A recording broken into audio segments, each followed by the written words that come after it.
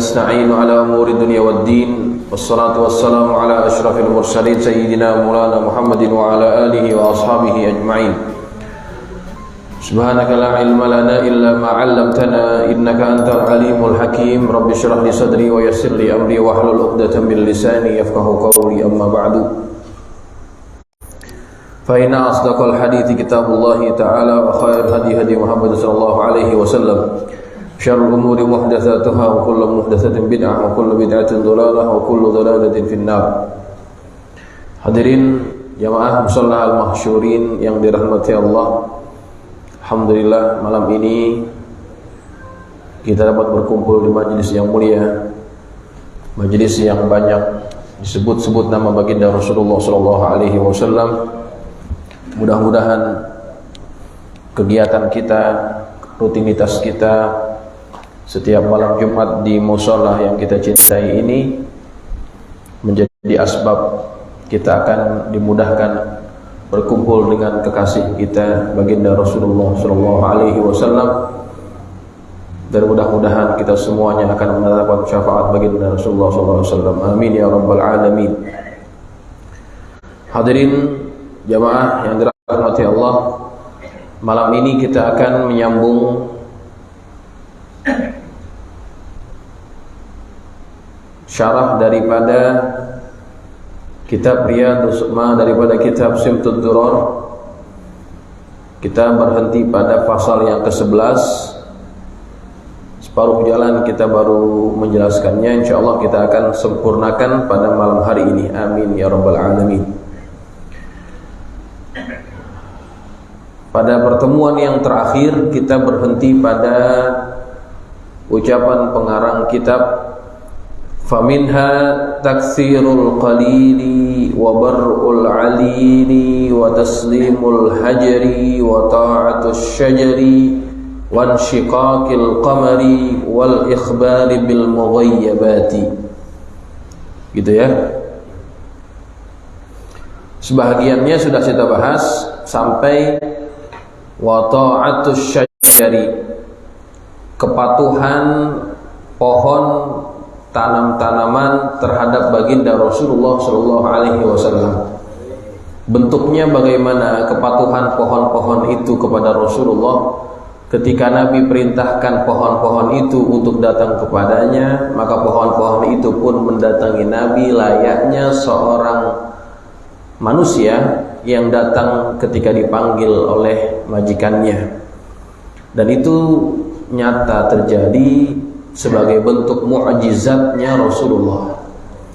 Jadi pada pasal ini pengarang lebih menjelaskan tentang mukjizat-mukjizat yang besar yang diberikan Allah kepada baginda Rasulullah.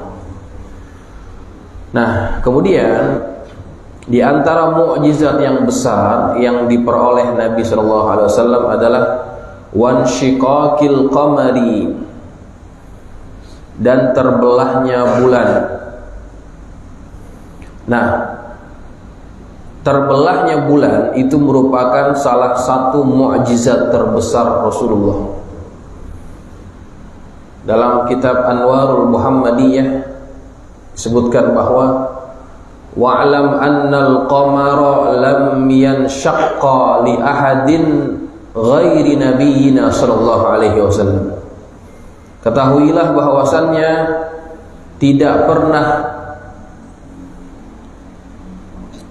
bulan itu terbelah untuk seseorang melainkan hanya untuk baginda Nabi Muhammad sallallahu alaihi wasallam. Wa huwa, dan mukjizat ini yakni terbelahnya bulan, min ummahati mu'jizatihi alaihi salatu wassalam, di antara mukjizat Nabi yang terbesar yang Allah berikan kepada baginda Rasulullah. Ada beberapa riwayat yang kita bisa rujuk dalam kitab-kitab hadis, ya. Di antaranya yang dituliskan oleh Al-Imam Bukhari dan Muslim dalam kitab sahihnya. Hadisnya ini adalah hadis daripada Anas ibn Malik. Diceritakan bahwa anna ahla Makkah sa'alu Rasulullah sallallahu alaihi wasallam an yuriyahum ayatan. Penduduk kota Mekah meminta kepada Nabi untuk diperlihatkan tanda-tanda kenabian. Fa'arahum munsyiqaqal qamari syaqqatain. Kemudian Nabi kita Muhammad memperlihatkan kepada mereka terbelahnya bulan menjadi dua bahagian. Hatta ra'au hira'a bainahuma, sehingga mereka bisa melihat Hira, artinya Jabal Nur ya, Gua Hira itu bisa kelihatan. Nah, di dalam hadis yang lain, insyaqqal qamaru ala ahdi Rasulullah SAW firqataini. Bulan itu terbelah menjadi dua pada zamannya Nabi. Firqatan fauqal jabali wa firqatan dunahu. Satu bahagian ada di atas, satu bahagian ada di bawah. Jadi bukan dibelah dua samping-sampingan, enggak. Tapi dibelah duanya, betul-betul dibelah. Kemudian yang satu di atas, yang satu di bawah. Sehingga kata mereka, kita bisa lihat Jabal Nur, atau lebih tepatnya Gua Hira, kamu bisa lihat. Jadi kan kalau misalkan ada bulan purnama ya, qamar itu artinya purnama. Bulan purnama kan besar, bulat. Ketika itu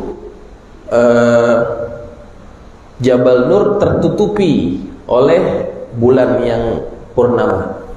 Kemudian dibelah oleh Nabi, lalu naik ke atas dan yang satu ke bawah, sehingga Jabal Nurnya kelihatan. Oh, Masya Allah.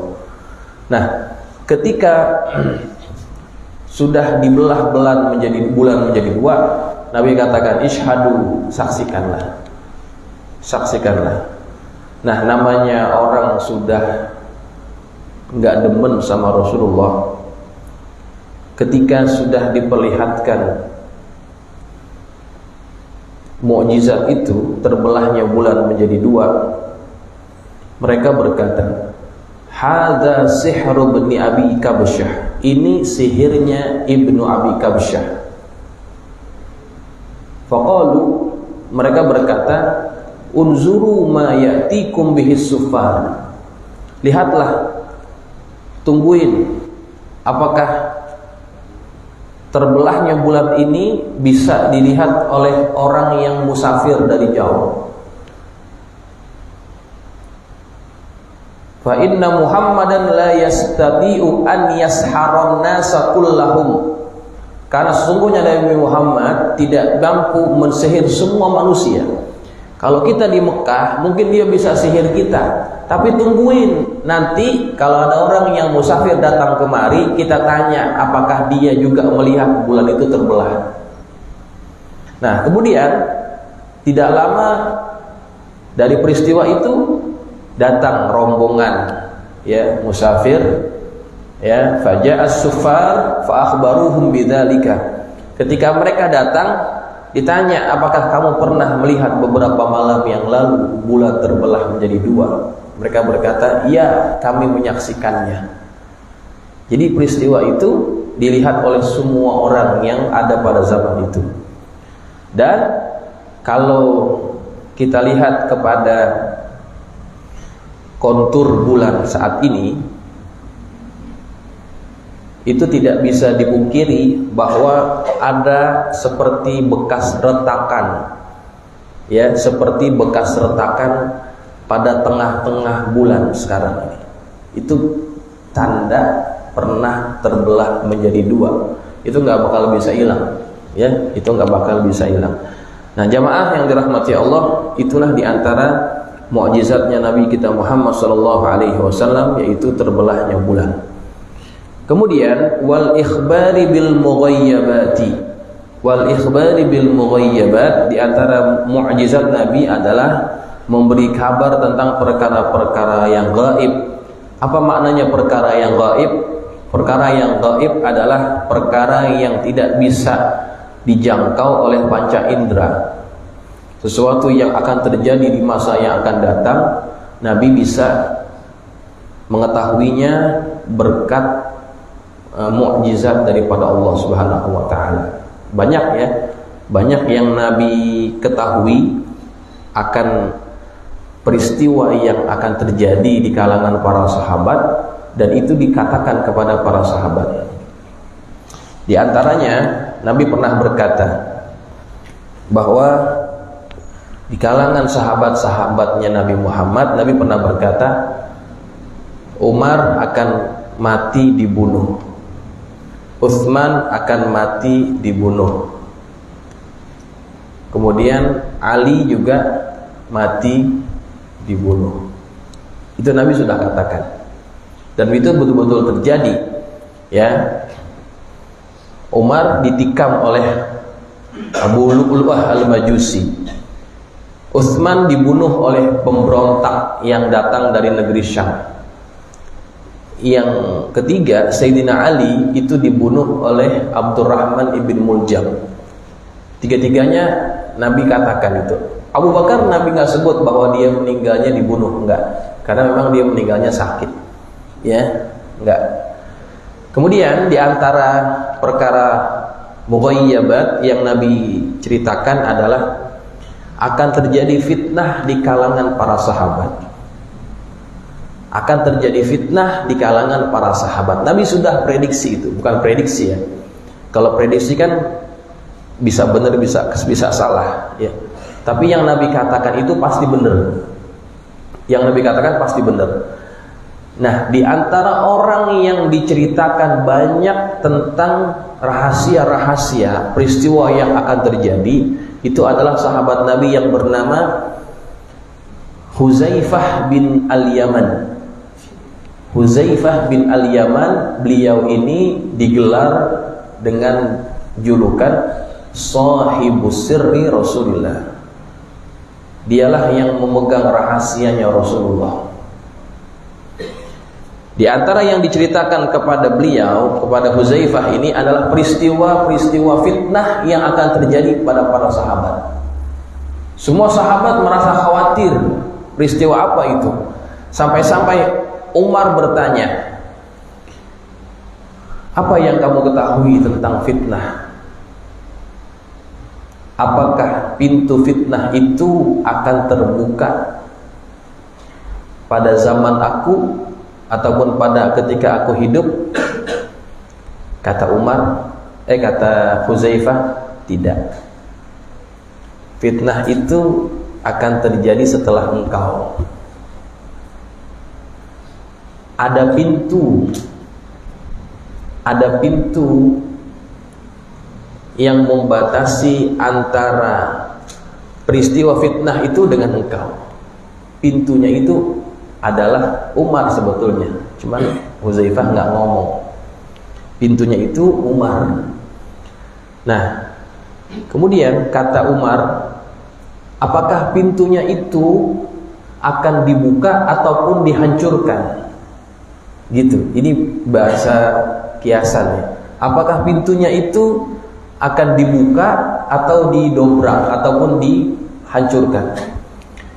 Kata Huzaifah, bahkan pintunya itu akan dihancurkan. Artinya apa? Umar itu akan dibunuh. Setelah Umar dibunuh, terjadi fitnah di antara para sahabat ya. Waktu itu yang menggantikan Umar adalah Utsman. Nah, pada zaman Utsman itu banyak pemilihan gubernur yang memerintah itu dari kerabatnya Utsman, sehingga keadaan itu dimanfaatkan oleh musuh-musuh Islam untuk memecah belah umat Islam. Mereka angkat isu apa? Mereka angkat isu nepotisme. Dianggap Utsman itu adalah orang yang mementingkan keluarganya, padahal Utsman memilih mereka berdasarkan kapabilitas, kemampuan. Tapi itu digembar-gemborkan. Utsman ini nepotisme. Wah, akhirnya termakan, sehingga terjadi pemberontakan. Nah, kemudian dari situlah kemudian terjadi pemberontakan, datang ke kota Madinah para pemberontak ini, singkat cerita Utsman dibunuh. Nah, sejak kematian Utsman semakin parah itu fitnah terjadi di antara para sahabat. Nah, ini saya nggak cerita panjang, ini hanya sekedar menceritakan bukti sejarah bahwa apa yang terjadi pada kalangan sahabat waktu terjadinya fitnah di kalangan mereka, itu Nabi sudah tahu sebetulnya. Nabi sudah beritahu sahabat, diantaranya Huzaifah bin Al-Yaman, ya begitu. Tapi tidak semua peristiwa yang akan datang Nabi ketahui, enggak semuanya. Ya, hanya yang Allah kehendaki saja. Ada yang tidak Nabi ketahui juga. Ya, semuanya itu karena mukjizat daripada Allah Subhanahu wa taala. Ya. Kemudian di antara mukjizat Nabi yang berikutnya adalah wahaninul jiz'il ladzi huwa min khawarikil 'adat. Rintihan pohon kurma yang mana peristiwa itu atau hal itu termasuk daripada khawarikil 'adat, peristiwa yang di luar kebiasaan. Batang kurma yang merintih menangis ketika berjauhan dengan baginda Rasulullah. Ini kisahnya masyhur sekali, sampai-sampai hadis ini mencapai darajat mutawatir, ya. Darajatnya mutawatir. Kisah ini sangat masyhur, di mana ketika Nabi membuat Masjid Nabawi, ya, Masjid Nabawi waktu itu atapnya ditopang oleh pohon-pohon kurma, ya. Jadi pohon-pohon kurma itu menjadi penopang kepada atap-atap. Nah, ada satu ada satu batang kurma yang di pohon bahan ini sebetulnya pohon ini sudah tidak berbuah lagi. Nah, batang itulah yang kemudian Nabi selalu datangi untuk dijadikan pegangan ketika Nabi khutbah. Jadi ketika Nabi khutbah, waktu itu belum ada mimbar. Jadi Nabi akan berpegang dengan pohon kurma itu, ya, jizi'. Nabi akan pegangan di situ.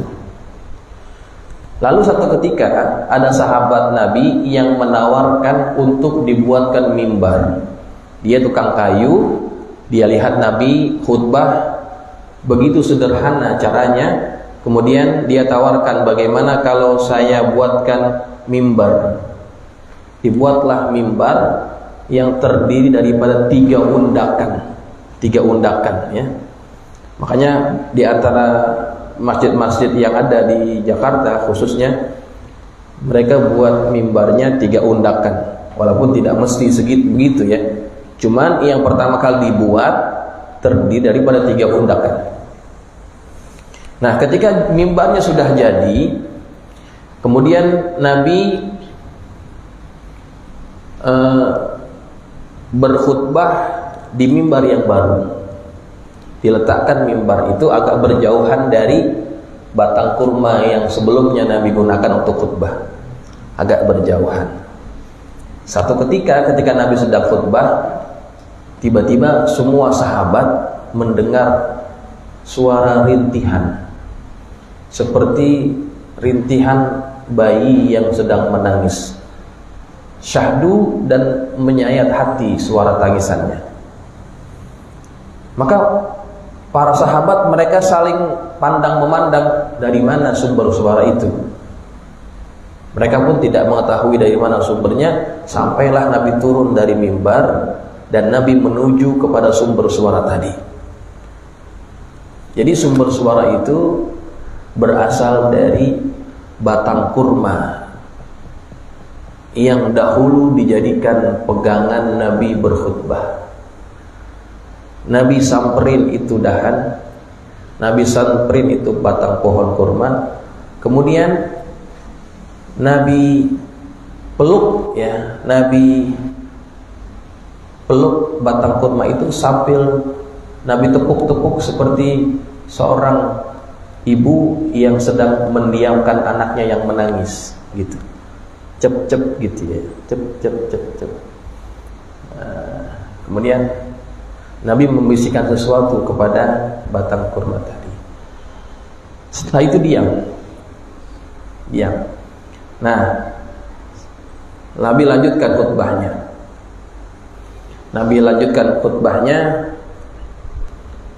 Kemudian Nabi berkata, "Walladzi nafsu Muhammadin biyadihi." Demi zat yang jiwa Muhammad berada dalam genggamannya. Laulam altazimhu lamazala hakadha hatta taqumas sa'ah. Seandainya aku tidak diamkan dia, maka pasti dia akan terus-terusan menangis sampai hari kiamat. Huznan ala Rasulillah, dia merasa sedih terhadap Rasulullah. Kenapa dia sedih? Karena batang kurma itu sudah tidak lagi bisa berdampingan, berdekatan dengan baginda Rasulullah, orang yang dicintainya. Batang kurma itu tidak lagi bisa disentuh oleh baginda Rasulullah karena Nabi sudah menggunakan mimbar yang baru. Maka keadaan yang seperti itu membuat batang kurma ini merasa sedih sampai dia menangis. Dan setiap kali membaca hadis ini, Al-Imam Hasan Al-Basri, dia selalu menangis. Kenapa? Dia tidak bisa membayangkan bagaimana besarnya cinta seorang makhluk yang tidak mempunyai akal, tetapi mempunyai cinta yang besar kepada baginda Rasulullah. Tidak rela dirinya berjauhan dengan kekasihnya. Hanya beberapa meter sebetulnya, tapi itu membuat dia sedih. Kemudian Nabi memberikan tawaran kepada batang kurma ini. Pilihan pertama, in syi'ta aruddaka ilal ha'id alladhi kunta fihi tanbutu laka uruquka wa yakmulu khalquka wa yujaddadu laka husun wa thamaratun. Kalau engkau mau, aku akan kembalikan kamu di tempat asal dan kamu bisa tumbuh lagi seperti semula dengan batang-batangmu, dan kamu akan tumbuh seperti sedia kala dengan daun-daun yang baru, dan kamu akan terus berbuah. Wa in syi'ta aghruska fil jannah fata'kul awliya'ullah min thamarik. Dan kalau kamu ingin, aku akan tanam kamu di surga, dan para aulia Allah akan memakan buah darimu. Kemudian pohon ini memilih pilihan yang kedua untuk ditanam di surga oleh baginda Rasulullah SAW, sehingga dia nanti juga bisa bertemu dengan Rasulullah, tetap bisa berdampingan dengan Rasulullah kalau adanya di surga. Lalu kemudian baginda Rasulullah memerintahkan para sahabat untuk menanam batang kurma itu tepat di bawah mimbarnya. Maka dari itulah ini kita bisa paham ya, kenapa di antara mimbar Nabi dengan rumah Nabi itu disebut dengan raudhah, ya, taman dari taman-taman surga. Kenapa disebut raudhah? Karena memang ketika Nabi tanam pohon itu di bawah mimbarnya, sesungguhnya dia tanam itu di surga. Tempat di mana Nabi tanam itulah nanti akan jadi seperti layaknya surga. Makanya tempat itu disebut raudhah, taman di antara taman-taman surga, taman-taman surganya Allah yang ada di dunia. Ya Allah, mudah-mudahan kita bisa berada di taman surganya Nabi, ya, raudhah min riyadil jannah, tempat yang sangat barokah, yang sangat mustajab untuk kita berdoa. Baik jamaah yang dirahmati Allah. Kemudian yang berikutnya adalah wa syahadatid dhabbi lahu, dan persaksian biawak terhadap kenabian Nabi.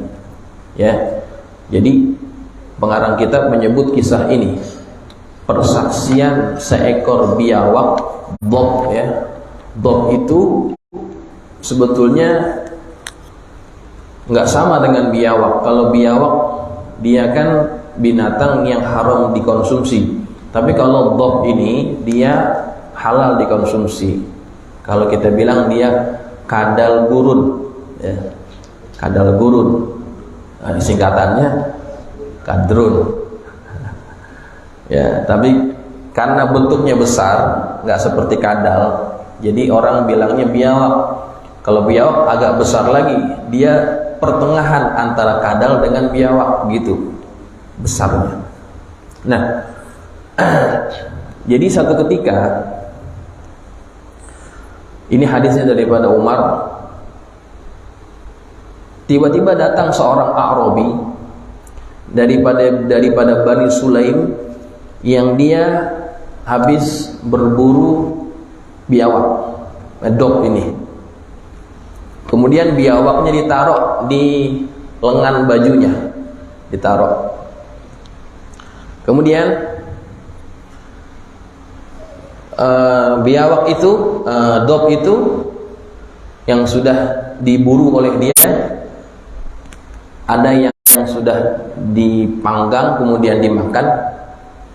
Nah, tiba-tiba ketika dia lihat jamaah yang banyak, ya, jamaah lewat, dia tanya, "Man hadza?"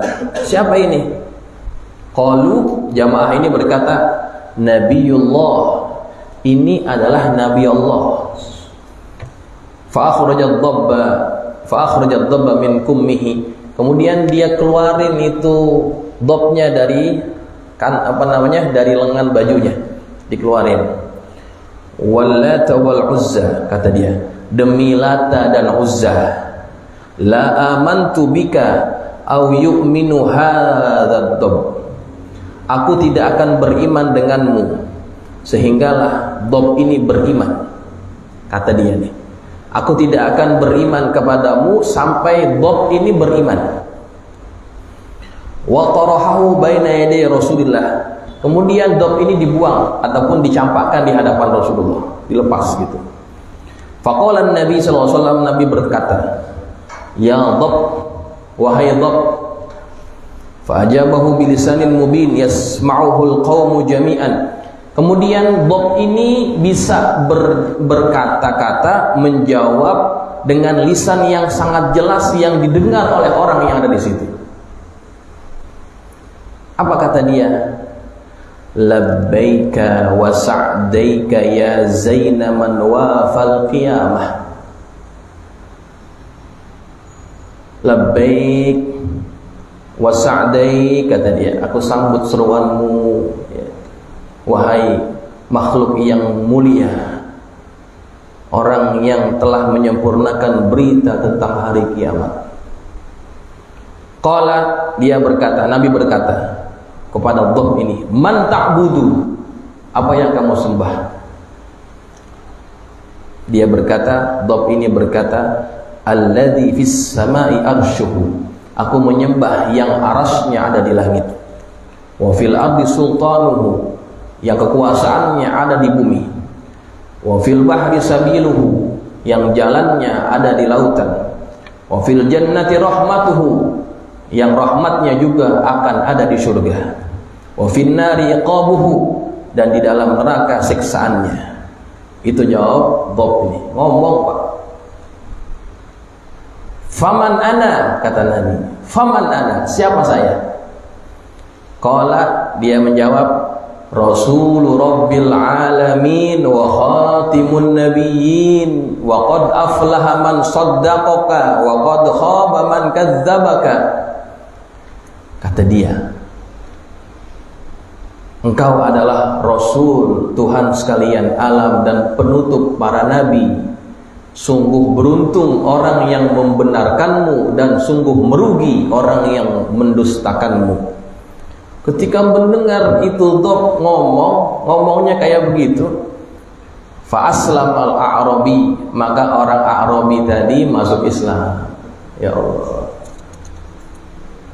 Ini binatang bisa ngomong dan semuanya mendengar. Nah, ini termasuk di antara mukjizat Nabi yang besar.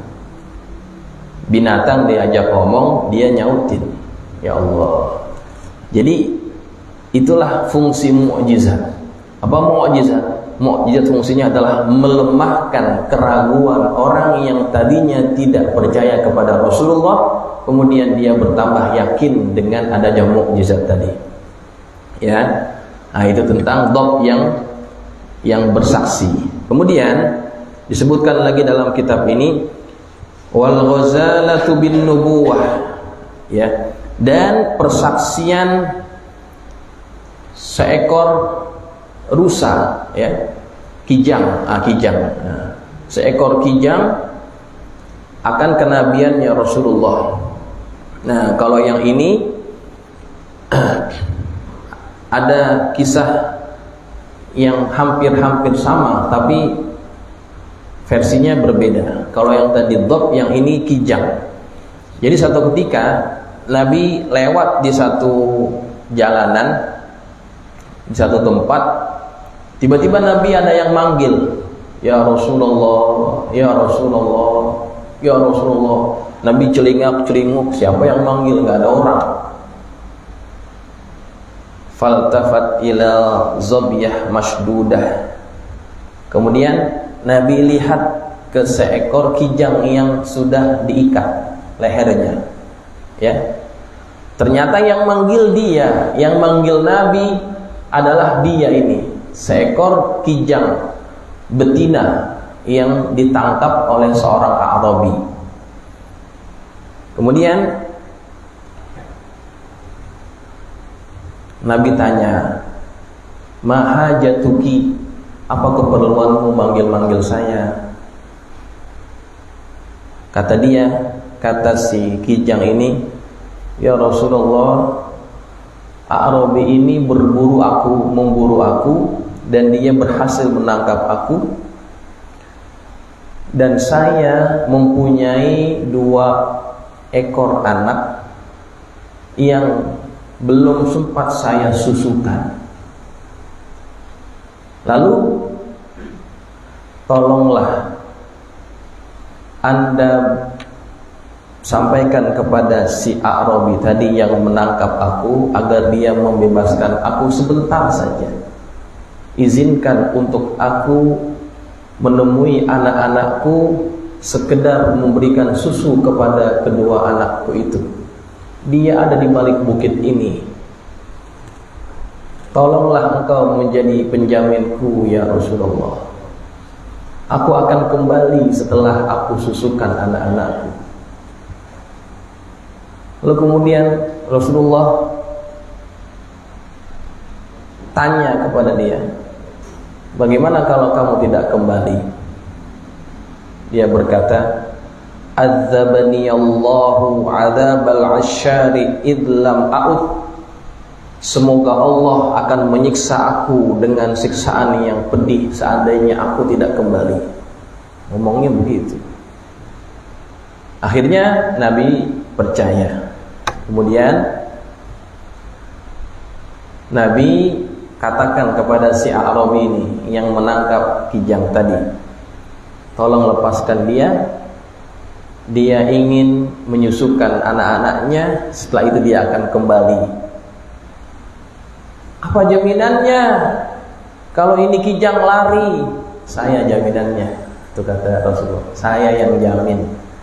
Akhirnya Arabi ini yakin, baiklah, dilepas. Ini apa namanya? Ini kijang lari kencang, saking girangnya. Kemudian setelah dia selesai dengan urusannya, datang lagi. Arabi ini heran. Kaget dia. Kemudian ketika Arabi ini lihat kijang itu pulang lagi, tiba-tiba kijang ini berkata sebagai bentuk rasa terima kasihnya kepada Rasulullah. Dia berkata, asyhadu an la ilaha illallah wa annaka rasulullah. Kata dia, aku bersaksi bahwa tidak ada Tuhan melainkan Allah dan engkau adalah Rasulullah. Tuh, persaksian seekor binatang, ya, yaitu kijang, ketika berada di hadapan Rasulullah SAW. Ini salah satu mukjizatnya, mukjizat yang sangat luar biasa. Kemudian, ila ghairi dzalika min bahiril ayati wa ghara'ibil mu'jizat. Dan selain dari hal yang tersebut, termasuk ayat yang agung dan mukjizat yang sangat pelik, yang sangat aneh. Allati ayyadahu Allah biha fi risalatihi, yang Allah menguatkan beliau akan risalahnya. Wa khassasahu biha min baini bariyatihi, yang Allah khususkan di antara para makhluknya. Wa qad taqaddamat lahu qabla an-nubuwwati irhasat, dan sebelum kenabian itu Nabi sudah diberikan juga yang namanya irhasat. Apa irhasat? Ini jamak daripada irhas. Kalau sudah jadi Nabi itu namanya mukjizat. Tapi kalau sebelum jadi Nabi itu namanya irhas. Dan itu sudah nampak pada diri Nabi. Ketika Nabi Muhammad belum jadi Nabi, waktu berada di rumahnya Abu Talib, dia selalu bisa memperbanyakkan makanan. Itu namanya bukan mukjizat, namanya irhas, ya. Banyak sekali di rumahnya Halimah pun begitu juga. Kita sudah pelajari itu, ya, itu namanya irhas. Hiya ala nubuwatihi wa risalatihi min aqwal alamat, yang termasuk alamat yang terkuat untuk kenabian dan risalah beliau. Wa ma'a zuhuriha wa intisyariha sa'ida biha as-sadiquna minal mu'minin, dan bersama tampaknya dan tersebarnya bahagia orang yang beriman yang sungguh-sungguh. Wa syaqiya bihal mukadzibuna minal kafirin wal munafiqin, dan celaka orang-orang yang kafir dan orang-orang munafik yang mendustakannya, yakni mendustakan tanda-tanda kenabiannya Nabi. Wa talaqaha bit tasdiqi wa taslim kullu dzi qalbin salim, dan menerimanya dengan membenarkan dan pasrah, yakni orang-orang yang memiliki hati yang sehat. Nah, ini diakhiri dengan perkataan seperti ini. Orang yang menerima dakwah Nabi adalah orang yang mempunyai qalbin salim, hati yang selamat, hati yang baik, hati yang sehat. Kita bersyukur kepada Allah akan nikmat tersebut. Mudah-mudahan Allah pelihara nikmat ini sampai akhir hayat kita. Mudah-mudahan bermanfaat dan menambah kecintaan kita kepada baginda Rasulullah sallallahu alaihi wasallam. Al-Fatihah.